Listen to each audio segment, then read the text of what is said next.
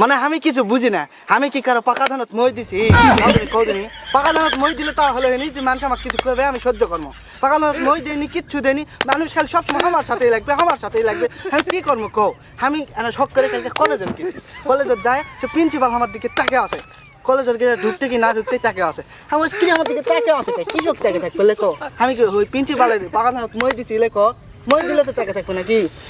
ওরা কিছু মনে করিনি, সোজা সোজা আমি চলে গেল কলেজের ভিতরে ঢুকে আমার দিকে পিউনও টাকা আছে, পিউনও টাকা আছে। কিরে পিউনের ধান তো মই দিছি, পিউনের ধান তো মই দেয়নি, তাইলো পিউনের ধান তো মই দেয়নি, প্রিন্সিপালের ধান তো মই দেয়নি, তাহলে তাকে আছে কেন? তাকে আছে কৃষক, আমার দিকে তাকে থাকা লাগে কৃষক।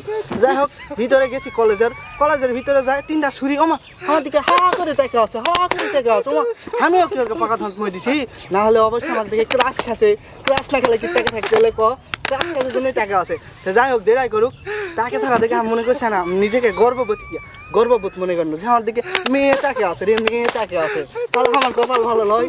তো ওই জায়গার থেকে আমি ভিতরে গেছি, যাই দেখি যে ঘন্টা দেয় না দপ্তরি, ওই আমার দিকে তাকে আছে, ওই তাকে থাকতে দেখতে আমি খেয়াল করলো মুচকি হাসছে।